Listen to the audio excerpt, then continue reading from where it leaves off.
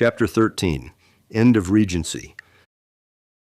The greatest challenge in creating a new civilization is not the building of cities or the advancement of technology, but the careful construction of governance that balances autonomy with unity, vision with representation.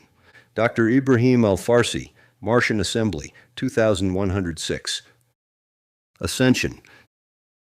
The Great Hall of New Elysium's central palace hung suspended in Mars's thin atmosphere, its ghost-enhanced architecture a testament to the fusion of human creativity and Martian innovation.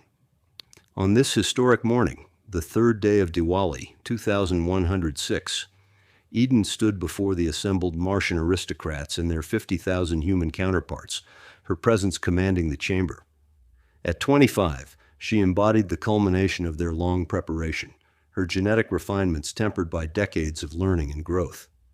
Today marks not just our ascension, Eden declared, her voice carrying through the vast chamber, but the beginning of Mars' true destiny.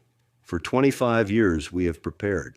Now we must prove ourselves worthy of the trust placed in us, and the independence we must secure.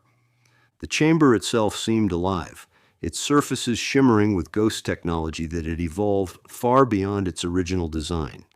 When Logos conceived it and Adrian developed it, even they couldn't have foreseen how this fluid technology would transform Martian architecture and consciousness alike. The 182 aristocrats, 91 Martian aristocrats and their human counterparts, sat in a spiral arrangement that reflected their governance structure. 9 concentric circles representing the 9 councils of Mars, with Eden and Mara at the center as first speakers. Surrounding them in a wider circle sat the elected representatives of the Martian Assembly, the democratic body chosen by the human settlers to govern their communities. Ares materialized in their midst, his form more substantial than ever before. "The Regency ends today," he announced. "You have exceeded every expectation. Mars is yours to govern, though I remain as advisor and guide." Mara, standing beside Eden, activated the central holographic display. A 3-dimensional map of Mars bloomed above them, showing New Elysium's sprawling expanse in the Hellas Basin. The city's infrastructure was a marvel of engineering, a network of ghost-enhanced buildings that could adapt to Mars's harsh environment while maintaining Earth-standard comfort within. Beneath this display, a secondary projection appeared, streams of energy flowing from the Dyson swarm to Mars, each pulsing with data signatures that revealed the control protocols embedded within. The visualization made visible what had been a growing concern for years: Mars's continued reliance on external energy distribution during its developmental phase. "Our first task is to review what the mirror world simulations have helped us establish," Mara said, her voice clear and measured. "Then we must address the 2 crucial matters before our descent to the surface: our governance model and our relationship with the emerging energy distribution systems. The latter has become increasingly complex as the Solar Council consolidates its power." Her emphasis on this latter point drew knowing glances among the council members. They all understood the implications. 27 years ago, when Ares had made the decisive choice to develop Mars outside the constitution of humanity, he had secured their freedom to chart an independent course, but at a cost. Mars possessed no constitutional guarantee to energy delivery, only commercial agreements with the increasingly powerful Solar Council. The end of patronage. "What we witness today," Ares said, his dual-natured form commanding the chamber's attention, "is the fulfillment of a design set in motion at the very birth of this world. Mars was never meant to be merely Earth's shadow or extension. It was conceived as humanity's alternate evolutionary path." His form shifted, displaying moments from the aeroforming process, the carefully calculated asteroid impacts that had transformed the red planet's barren surface into a world capable of supporting their ambitions. Each impact had been more than terraforming. It was destiny encoded in planetary engineering. "Logos has completed its commitment to Mars," Ares continued. "The kinetic bombardment program, the orbital palace, the development of the aristocracy, the support for 25 million human immigrants, all has been provided as promised. But now, as planned from the beginning, Mars must stand alone." The finality of his words rippled through the assembly. Though they had prepared for this moment throughout their accelerated development, the reality of true independence carried both exhilaration and solemn responsibility. This severance is not abandonment, Ares clarified, but evolution. A child must leave its parent to discover its own nature. Mars must forge its path without the direct patronage of Logos if it is to fulfill its purpose as the crucible of humanity's alternate potential. Eden stepped forward, her enhanced perception registering the complex emotional responses flowing through the assembled leaders.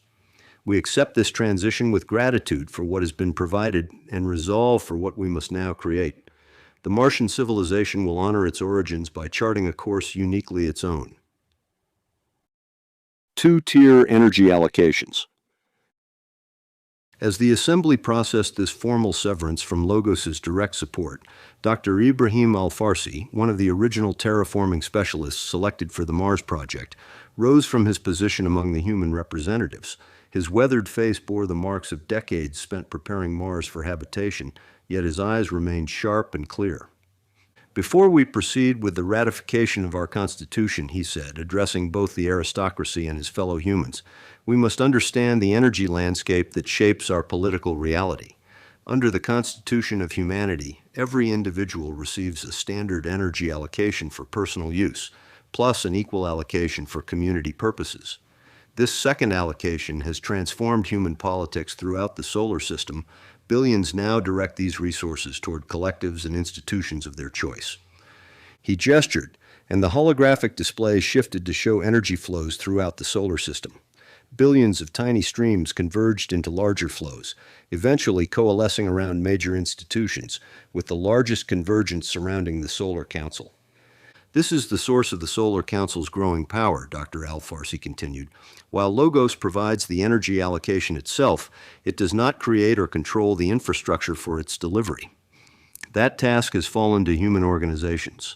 The Solar Council has emerged as the preeminent distributor by pooling community allocations from billions to develop the Dyson Swarm's distribution network. Their theoretical maximum access to resources represents roughly half of humanity's total energy allocation, the community-directed portion. Though their actual assets are significantly less, they remain formidable due to strategic positioning rather than sheer volume. Eden nodded. And we, by choice, stand outside the Earth system. When Ares established Mars, he deliberately kept us independent from the Constitution of Humanity, a decision that grants us freedom to develop our own systems, but also requires every immigrant to formally renounce their constitutional rights under Earth's governance in favor of the Martian Constitution. Precisely, Kairos from the Strategic Planning Division confirmed. Our selection process mandates this renunciation. Each settler consciously chooses Martian protection over the Constitution of Humanity, accepting that they are entering a fundamentally different social compact. Mars as a political entity has no guaranteed rights under the Constitution, and our settlers explicitly forfeit their Earth-based protections to join our experiment. He gestured toward the economic models. Our development to date has been supported directly by Logos and its avatars, particularly Ares. But as our population grows and our energy needs expand, we face a critical vulnerability. The Crucible Economy by design creates artificial scarcity, a choice our immigrants willingly embrace when they sign away their constitutional rights. Maria Hernandez, another of the original 50,000, added, "The mirror world simulations have consistently predicted this tension point. The Solar Council views our independence as a threat to system-wide influence. As they formalize their authority over energy distribution throughout the solar system, they gain leverage over every settlement that relies on their network." Including us, Eden added, at least until we achieve complete energy independence. The Solar Council. Tariq Halim, head of the Diplomatic Council, rose next, his holographic displays shifting to show the intricate network of the Dyson Swarm and its expanding influence throughout the solar system. "We must address our position relative to the Solar Council," he said, his voice measured yet urgent. What began as a mere administrative body has transformed into a dominant political entity beyond Earth. Their strength lies not in resources alone, but in Earth's fragmented will. The constitutional territories established at the Congress of Earth, from the Cookist Australian sovereignty to the Bitcoin Republic, pursue their own agendas, making coordinated action nearly impossible. The display expanded, revealing the Council's portfolio of assets and initiatives stretching from Mercury to the Kuiper Belt. By consolidating billions of community seas, Tarek continued, the Council has evolved beyond simple energy distribution into sophisticated energy arbitrage, buying, selling, and leveraging energy credits across the system.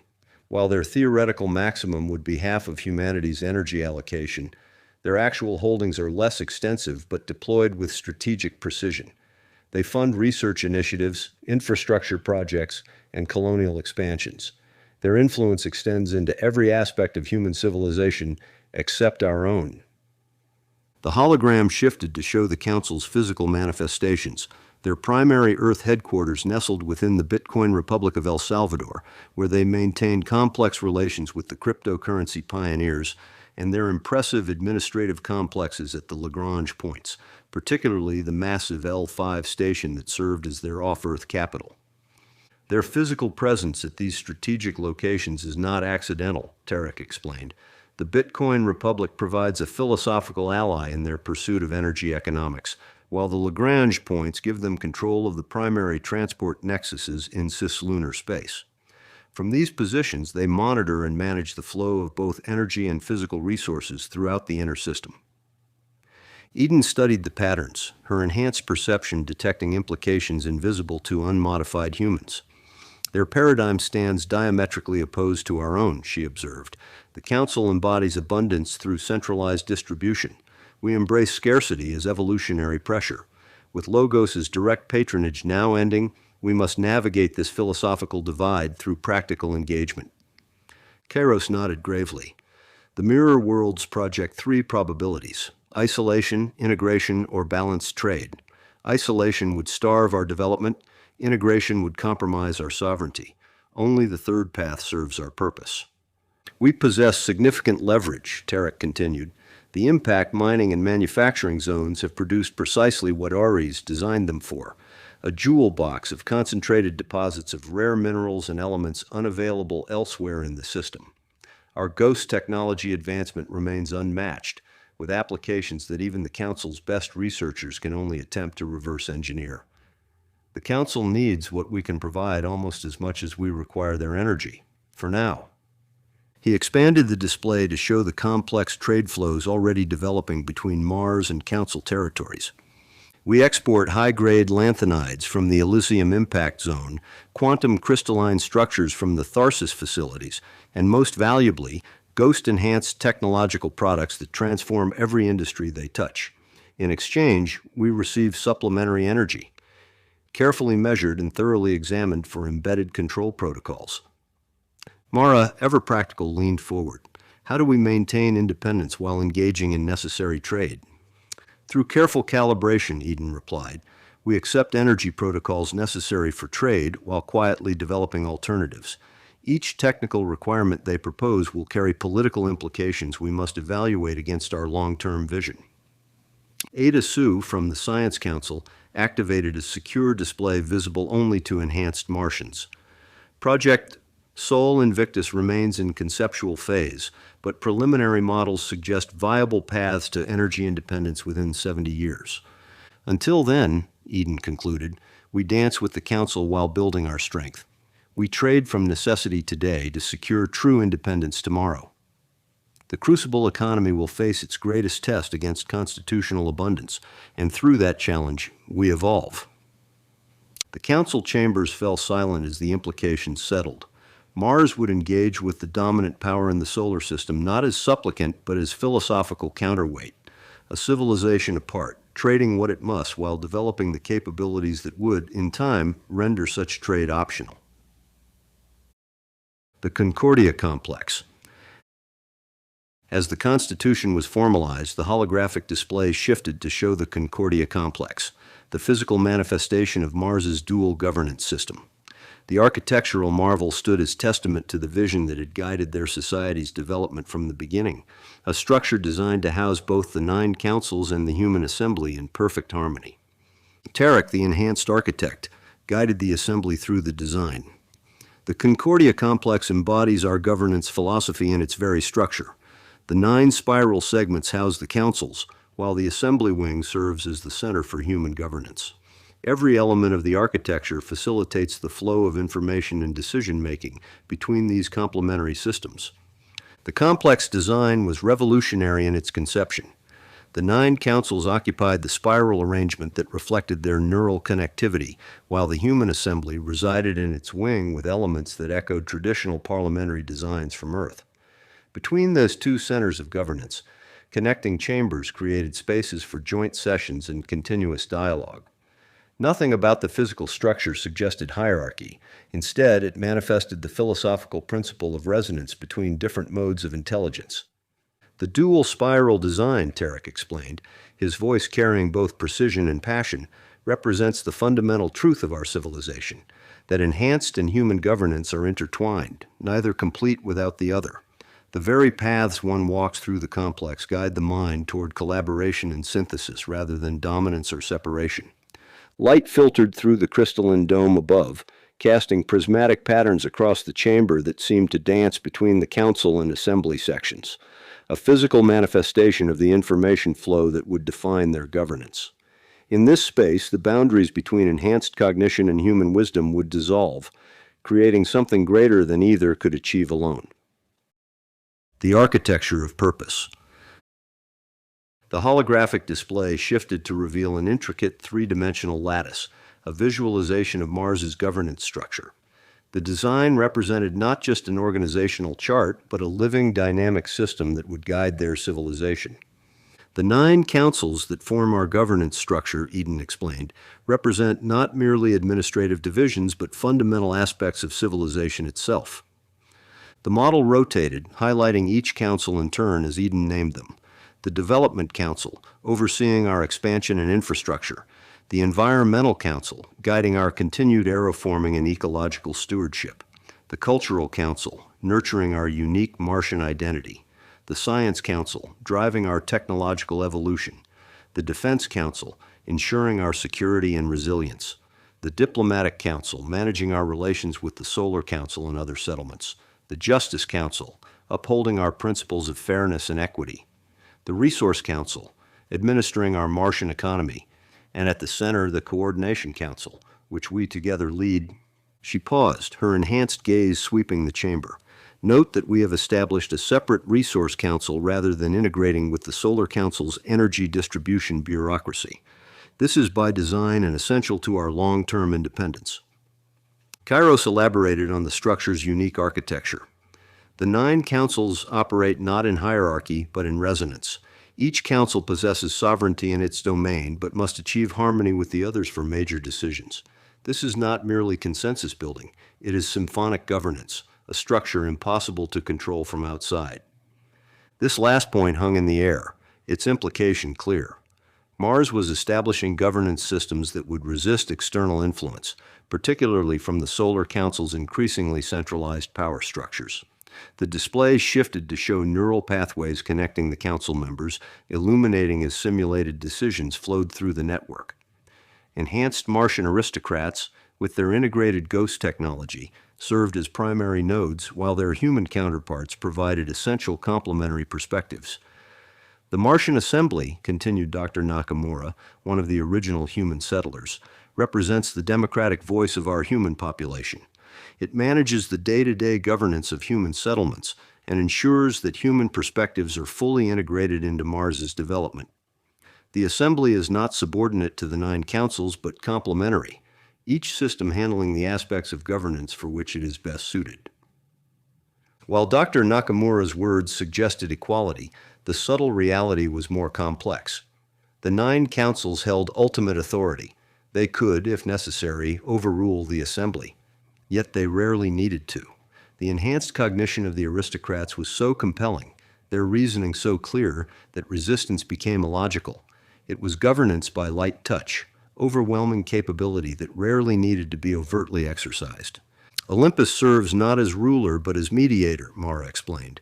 The mirror worlds have shown that purely algorithmic governance leads to stagnation, while purely human systems suffer from cognitive limitations and emotional biases. Our solution is symbiotic, a governance framework where enhanced Martian cognition, baseline human intuition, and Olympus's computational capacity form a balanced triad that cannot be compromised by external influences. The model demonstrated how this worked in practice. when a council proposed a major initiative, it entered the Metaparliamentary Process. Unlike traditional democracies with their rigid voting procedures, the Martian system utilized flowing consensus, a dynamic, multidimensional deliberation where ideas evolve through collaborative refinement rather than adversarial debate. The Metaparliament doesn't just vote on proposals, Eden continued. It transforms them. Olympus maps the multidimensional solution space, identifying paths to optimality that no single mind, enhanced or otherwise, could envision alone. Ghost integration allows council members to perceive complex interdependencies, while human participants ground these abstractions in lived experience. The Crucible Economy. The display flowed into an economic model, the intricate networks of resource allocation, production systems, and energy distribution that would underpin Martian society. And here, the most controversial aspect of their plan became visible. Internal Martian energy infrastructure designed to operate independently from the Solar Council's Dyson swarm networks. Central to our governance structure is what we've designated the Crucible Economy, Kairos said, his enhanced form glowing subtly as he interfaced directly with the display. The mirror world simulations have repeatedly confirmed what the Cookist experiments on Earth demonstrated empirically, that strategic scarcity drives innovation, purpose, and social cohesion. Doran, head of the Environmental Council, stepped forward. The Crucible Economy stands in direct contrast to Earth's post-scarcity abundance under the standard energy allocation. While the rest of humanity embraced unlimited access to resources, we have chosen a different path. Mars will maintain energy independence, developing our own fusion capacity and solar collectors. With deliberate constraints on immediate access to resources, our people will need to earn, trade, and innovate to thrive. This approach isn't merely philosophical, Kairos added. It serves a vital strategic purpose. By developing our own energy infrastructure rather than relying solely on the Solar Council's distribution network, we preserve our autonomy. While others have pursued a model where abundance flows from centralized control, we create a system where innovation emerges from balanced constraint. Tarek from the Diplomatic Council's expression grew serious. The Solar Council will perceive this as a direct challenge to their authority. Over the past 25 years, we've observed their steady consolidation of power. They began as a simple coordination body for the Dyson swarm's development, but as billions directed their community energy allocations toward the Council, it has transformed into the dominant political entity in the solar system. The holographic display illustrated this transformation, showing how the Council had evolved from a technical collaboration into the preeminent governance structure with significant leverage over human settlements throughout the inner system. Earth's political effectiveness has waned dramatically since the Congress of Earth in 2098, Tarek explained. The territorial reallocations, combined with the radical independence granted to various cultural and ideological groups, has created a fragmented planetary response. Each enclave follows its own governance model, making unified planetary action challenging. This fragmentation has created a vacuum of consolidated authority that the Solar Council has naturally filled.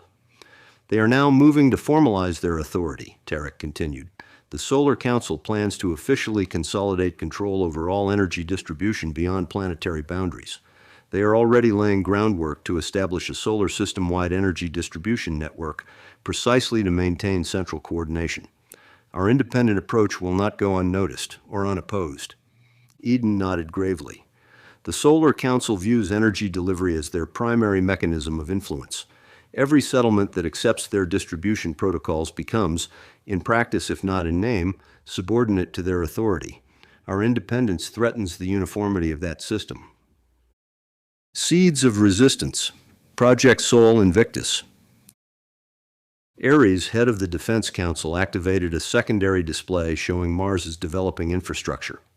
We must speak plainly about what lies ahead, she said, her voice carrying a note of urgency. As the Solar Council formalizes its authority, our contractual position becomes increasingly vulnerable. Unlike settlements under the Constitution of Humanity, we have no guaranteed right to energy delivery. Only commercial agreements that the Council can modify or terminate if we fail to comply with their conditions. The display showed streams of energy flowing from the Dyson swarm to various settlements throughout the solar system. with embedded protocols that would allow for remote adjustment or termination of supply. These protocols will be implemented under the guise of efficient management, Ares continued, but their practical effect will be to create dependency.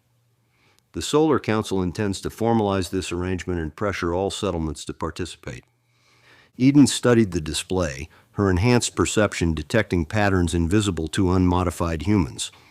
The danger is clear. If we allow ourselves to become dependent on the Solar Council's distribution network, we compromise our autonomy. The Crucible Economy isn't just a philosophical choice, it's a strategic necessity. Tarek nodded in agreement. The Solar Council will present this as a pragmatic arrangement. Why build redundant infrastructure when the Dyson swarm already provides reliable energy? But the mirror worlds have shown us the long-term consequences. Control of energy means control of destiny. A holographic simulation appeared, showing two potential futures. One where Mars relied on the Solar Council's energy grid, gradually losing policy independence as subtle pressures were applied through distribution protocols. Another where Mars maintained its own infrastructure, developing at a slower pace initially but preserving its capacity for independent action. Our intelligence suggests that the Solar Council is already concerned about our trajectory, Ares added. They've been monitoring our development closely through their surveillance networks, particularly our modest surface fusion research and material science breakthroughs. However, they remain unaware of the full scope of Project Sol Invictus. Kairos interfaced with the display, bringing up detailed schematics of Mars's secret developing energy infrastructure. We've been preparing for this since the orbital palace days. Project Sol Invictus, our comprehensive energy independence initiative, is already underway. Our underground fusion facilities are at 37% capacity, with expansion progressing according to schedule. The complexes at Olympia and Tharsis are shielded from detection by the Council's surveillance networks, and our ghost-enhanced materials science has produced breakthroughs in energy storage that the Solar Council's scientists haven't yet replicated. Eden looked around the chamber. Let me be absolutely clear. What I am about to say does not leave this room. Sol Invictus is our Manhattan project, known only to the 182 aristocrats and select human specialists on a strict need-to-know basis. The secrecy is paramount to our success. She nodded to Ada Sue, who activated a new display showing a vast network of underground facilities. These fusion cores, buried deep beneath the Martian surface, will eventually provide complete energy independence. They draw from our own deuterium reserves extracted from subterranean ice deposits. The development has been concealed beneath legitimate atmospheric processing projects and environmental restoration initiatives. But we cannot move too quickly, Tarek cautioned. Open defiance would prompt immediate response. We must maintain the appearance of collaboration while building our independent capabilities underground, a delicate balance. Eden considered this council. The mirror worlds have shown us that the Solar Council's control systems rely on early intervention. Once a colony achieves true energy independence, the leverage points diminish rapidly. Our strategy, therefore, must be one of careful, deliberate progress, accepting limited integration with the Solar Council's distribution network, while developing our parallel systems in strategic secrecy. The council members nodded in understanding. This wasn't mere speculation or paranoia. The mirror world simulations had mapped potential futures with unsettling clarity. The Solar Council's plan to centralize control over the Dyson swarm would evolve gradually, but its implications would be profound. The promise of infinite energy could create a new kind of power dynamic throughout the solar system. Mara, ever practical, raised her hand. We should discuss contingency plans as well. If the Solar Council attempts to pressure us through energy restrictions, we must have fallback options. Ares nodded grimly. The Defense Council has begun theoretical work on what we call the quantum aegis, an advanced planetary-scale energy field that operates beyond conventional physics. Building on the foundation of ghost technology but vastly exceeding its scope, the quantum aegis would provide comprehensive protection against external interference. Unlike Ghost's nanoscale operations, the aegis would function at planetary scale, creating overlapping fields capable of energy redistribution, wave manipulation, and defense against any attempt to disable our systems. And what about our intelligence assets within the Solar Council? Eden asked. Limited but effective, Ares replied. We have contacts in key positions who share our concerns about centralization. They provide early warnings of policy shifts affecting Mars, though they must act with extreme caution. She paused before continuing. We've also begun training specialized teams, the Martian sappers. These experts in energy manipulation could, if necessary, infiltrate and temporarily disrupt the Solar Council's distribution systems. They would give us leverage in a confrontation. Eden surveyed the faces of her fellow council members. Let me be clear. We do not seek conflict with the Solar Council. We remain committed to humanity's shared future. But that future must include the freedom for distinct evolutionary paths. Mars was designed from inception to be more than a colony. We are the next step in human civilization. We cannot fulfill that purpose if we merely become another node in the Solar Council's expanding influence. The council chambers fell silent as the implications settled on each member. They had known this moment would come, had prepared for it meticulously, but facing the reality of potential conflict with the Solar Council, the most powerful entity in the solar system beyond Logos itself, was sobering.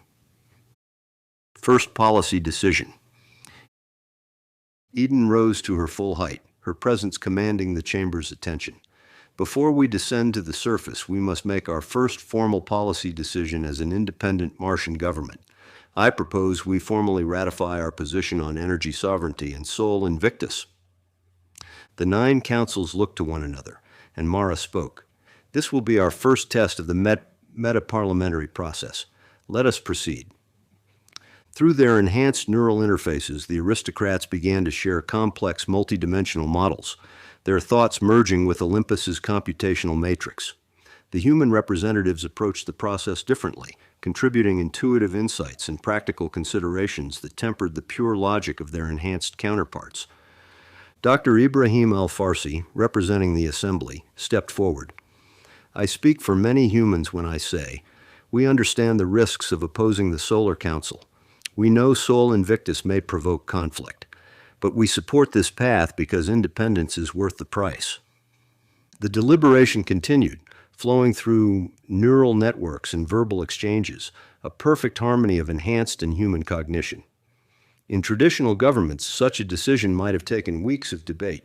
Here, it was resolved in hours. The resolution is adopted, Eden announced. Mars formally commits to energy sovereignty through Project Sol Invictus.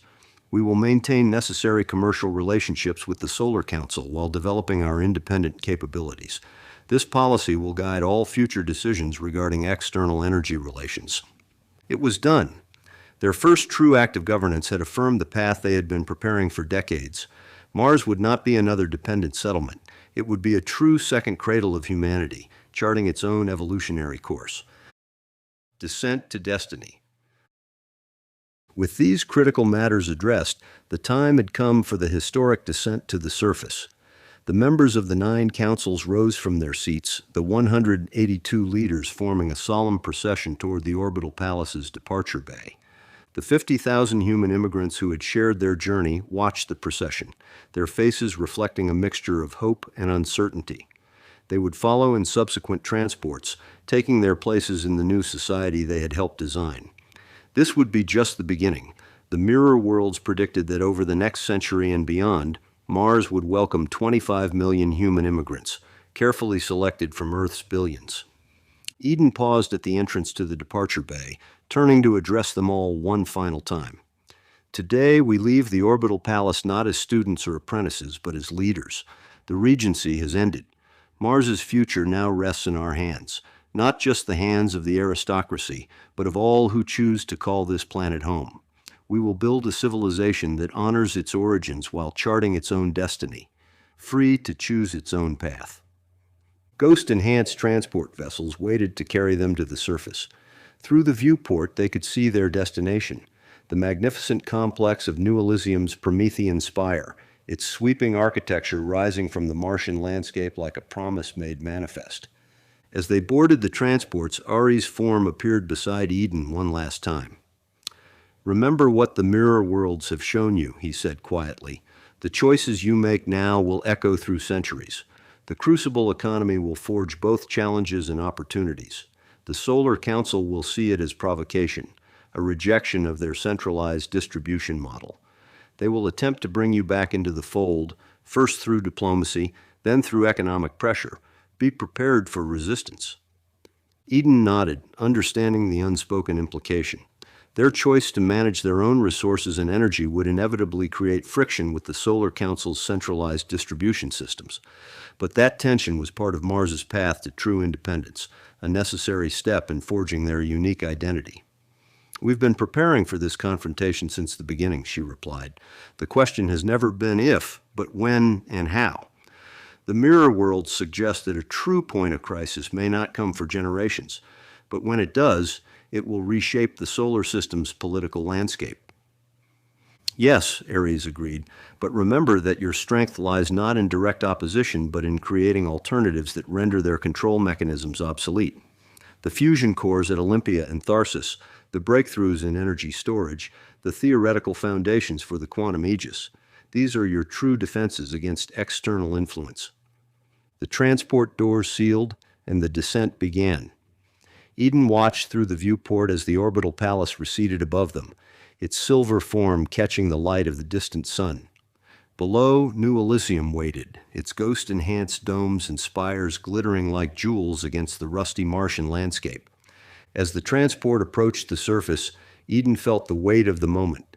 25 years of preparation had led to this, to the moment when theory would become reality, when simulation would transform into governance. The Promethean spire grew larger in the viewport, its central tower crowned with a phase shift array that pulsed with energy.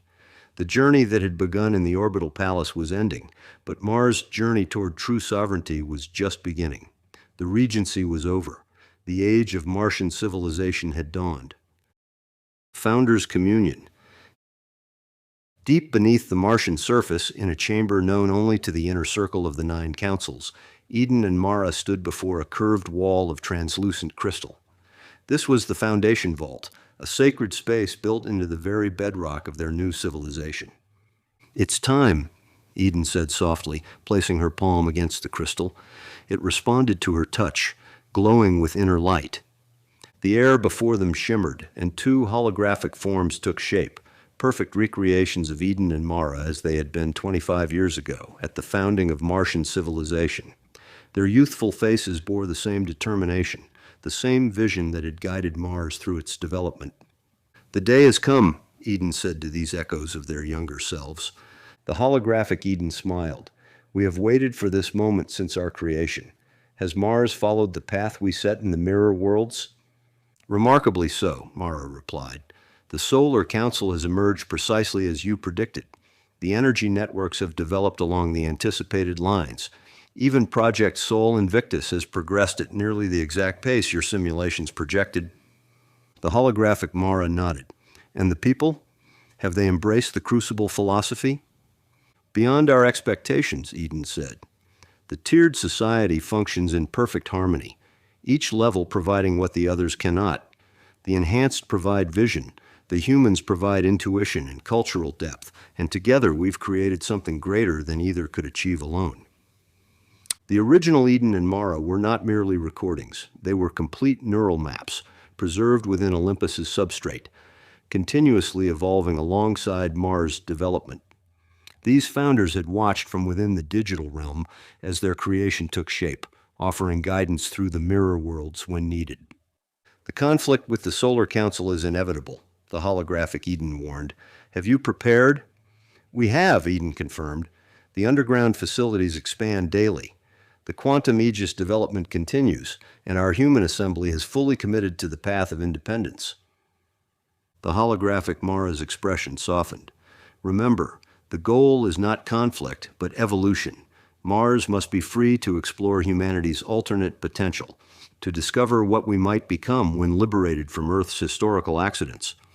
Eden and Mara nodded, feeling the weight of that responsibility. They were not just building a colony or even a nation. They were creating a branch of human civilization, a new evolutionary vector. "We will guide Mars through the coming centuries," Eden promised, "and when the time comes, we will face the Solar Council's challenge." "Not as adversaries," the holographic Eden smiled, "but as the necessary counterbalance in humanity's future. 2 paths, 2 philosophies. ensuring neither stagnates through unchallenged dominance. As the holographic founders faded, Eden and Mara stood in silence, contemplating the journey ahead. The Regency had ended, but the founders' vision would continue to guide them, now not from above, but from within, as Mars took its first independent steps into the future.